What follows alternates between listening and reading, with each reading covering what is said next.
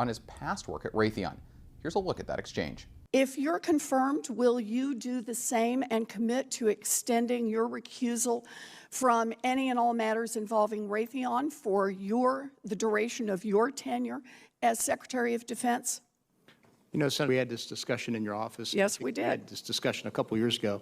You know, on the advice of my ethics folks at the Pentagon, the career professionals, no, the recommendation is not to. The belief is that the screening process I have in place, all the rules and regulations and law that I'm So let's just cut to it. You're not going to do what Acting Secretary Shanahan agreed to do, and that is agree not to be involved in decisions involving your former employer where you were head lobbyist for the duration of your time as Secretary of Defense. Senator, I can't explain why he made that commitment. We obviously come to the he was. But you are not willing to make the same commitment. Is that right? He was fulfilling a different role than I am, and he obviously. You are unwilling to make that same commitment. Is that right, Dr. Esper? He has a different professional background than I do. I'll take that as a yes, you're unwilling to make that commitment. That is not the only ethics problem with your nomination.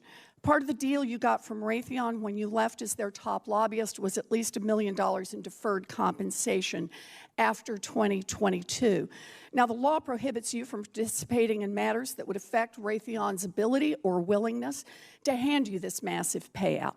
But there's a catch. In a recent memo, you detailed an exception to your ethics obligations by writing that you can get a waiver to participate in matters that directly and predictably affect Raytheon's financial interests if it's, quote, so important that it cannot be referred to another official, end quote.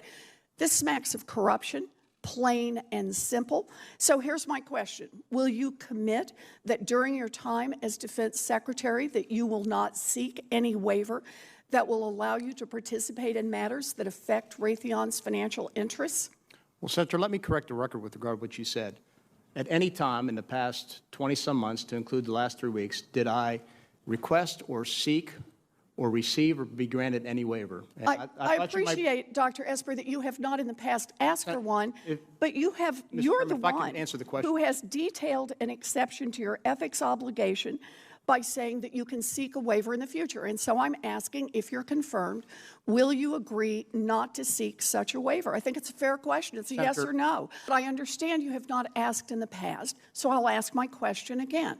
Will you agree not to ask for a waiver during the time you serve as Secretary of Defense? No, Senator, I won't, because I'm going to continue to abide by the rules and regulations, and I'm going to continue to consult closely with my ethics personnel to ensure that we stay in the ethical midfield. I recently introduced legislation to block the revolving door between the Pentagon and giant defense contractors like Raytheon by prohibiting big defense contractors from hiring former senior DoD officials for 4 years after they leave government. If it were the law, you couldn't go back to work at Raytheon or any other defense contractor immediately. In other words, it would help close the revolving door.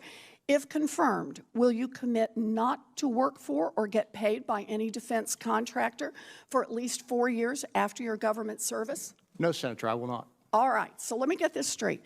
You're still due to get at least $1 million payout from when you lobbied for Raytheon. You won't commit to recuse yourself from Raytheon's decision. You insist on being free to seek a waiver that would let you make decisions affecting Raytheon's bottom line and your remaining financial interests.